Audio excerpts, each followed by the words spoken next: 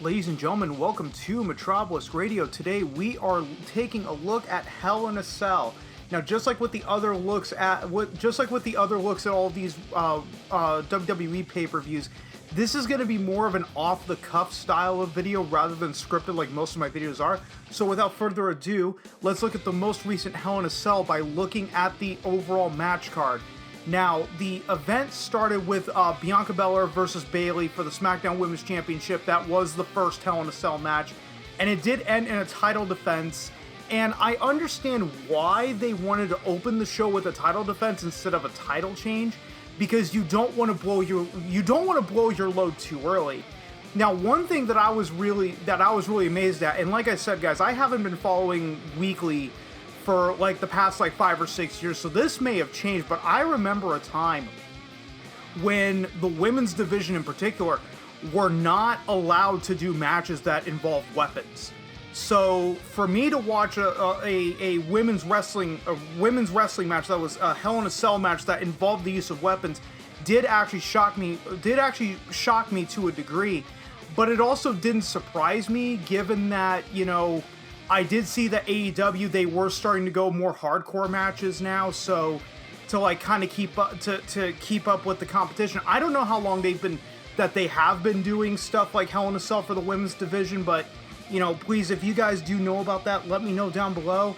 And what I loved about this Hell in a Cell match is it relied more on weapons, because the cell obviously can't get damaged. Due to the fact that there were 2 Hell in a Cell matches booked for that night. I knew if they're opening with the Hell in a Cell match, they're probably going to close with it. So you can't really, bust the guy. You can't really bust the guy through the cell and, fight along the outside. You can't replace the cell that quickly. So what I loved about the fact is the primary weapons, you had chairs, kendo sticks. The 2 kendo sticks were duct taped together. Steel steps and even a ladder was used. So you can't say it was a very diverse match. Yes, it ended in a title defense, but it made sense, given that you don't want Bianca Belair to look bad, winning the championship 2 months ago and then losing it very, very quickly. And then, like I said, you don't want to blow your load too early by a title change if you're planning on having a title change later on in the night. But I've been rambling on for too long. Next up, we have Seth Rollins versus Cesaro. And this was Seth Rollins versus Cesaro 2.0. One of, if not the best match at WrestleMania 37. Now, this one is Seth Rollins was victorious at this. And my only real complaint about this match, it was a pretty decent match throughout. It was just bad timing. This match should have been at WrestleMania Backlash, not Hell in a Cell. At least this wasn't another victory for Cesaro, so you keep that rivalry between the two of them going. And it had a great opening of Seth Rollins ambushing Cesaro during his entrance, given the context of Cesaro embarrassing him at WrestleMania and even up prior to that. So the entire context made sense. It's just this match should have probably happened at the pay-per-view prior. That was WrestleMania Backlash, not Hell in a Cell. Then we get to Alexa Bliss versus Shayna Baszler. Alexa Bliss wins, and in my opinion, this match got a little too ridiculous for its own good. Even by WWE standards, this got really, really weird.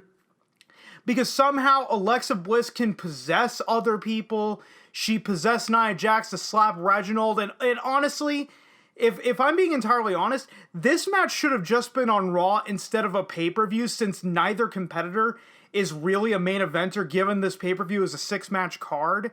I would have rather had something else in here. Now, what that something else is, I don't know, because I haven't been following the build-up, but this match feels like it should have taken place on Raw and not Hell in a Cell, like what happened with that women's tag team, with the women's tag team matches at WrestleMania 37.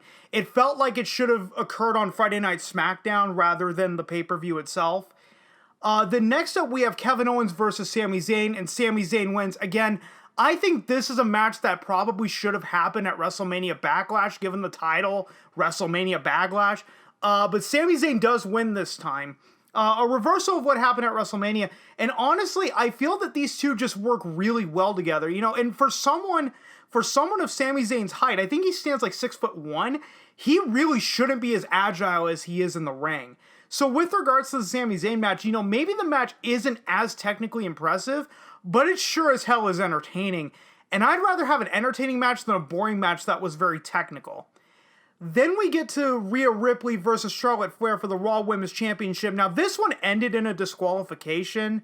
Rhea Ripley hit Charlotte Flair with the table cover. So technically it was a title defense. And I'm going to be 100% honest, guys. I'm not the biggest fan of Charlotte Flair. And I think I said this last time. I think I said this during the WrestleMania Backlash review, that I wasn't a fan of hers going all the way back to when she was on NXT. So I am viewing this match with a bit of a bias. So it may have been decent, but me just not being that big of a fan of Charlotte Flair is kind of coloring my perception. But one thing was for certain, the crowd was actually booing both women by the end of the match at one point. And I don't know what it was for. Maybe it was the fact it ended in a disqualification. You know, who really knows? You can't really predict the crowd. And then finally, the main event of the evening, which was Bobby Lashley versus Drew McIntyre for the WWE Championship in the Hell in a Cell. And honestly, what fucking sucked about this match is it ended in a title defense. You know, Drew McIntyre's last chance at the WWE Championship against Bobby Lashley. It was a good setup for this Hell in a Cell match, like I said, up until the ending. It needed to end in a title change given what happened prior at WrestleMania and WrestleMania Backlash. Otherwise, there was no point in making this particular match the main event, and there was no reason to open the show with a title defense if you were going to also end the show with a title defense. So overall, Hell in a Cell was mediocre at best. The first Hell in a Cell match was decent because they actually allowed the women to go after each other with weapons now. And like I said, I remember a time when the women's division didn't do matches like Hell in a Cell because of how barbaric the match type can be.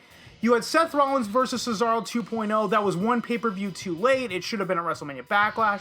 The most entertaining match out of this whole thing was probably Sami Zayn versus Kevin Owens. And that is primarily because the two of them work very well together. And just like I stated, Sami Zayn shouldn't be as agile given that he's 6'1", but is anyway. Now, I understand opening the pay-per-view with a title defense, but the pay-per-view needed to end in a title change as a result. The title defense for the Smackdown Women's Championship makes sense because you don't want the current champion looking bad for losing the belt 2 months after the current champion won it. But the WWE Championship absolutely needed to change hands given the circumstances. One last shot. If we even look at Friday Night SmackDown with the Hell in a Cell match between Roman Reigns and Rey Mysterio, Roman Reigns retained his Universal Championship. So all in all, no title changes happened at all during this pay-per-view. So what was the point of these championship matches if every champion was going to retain their titles? And I know that this video is a lot shorter than my WrestleMania Backlash review and my WrestleMania 37 review.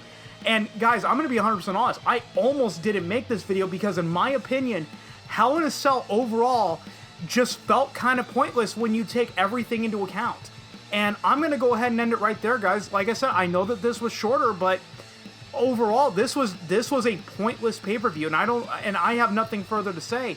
Thanks so much if you stuck around this long, and as you guys know, if you've been following me for long enough, I am terrible at ending these things, so I will just see you guys next time.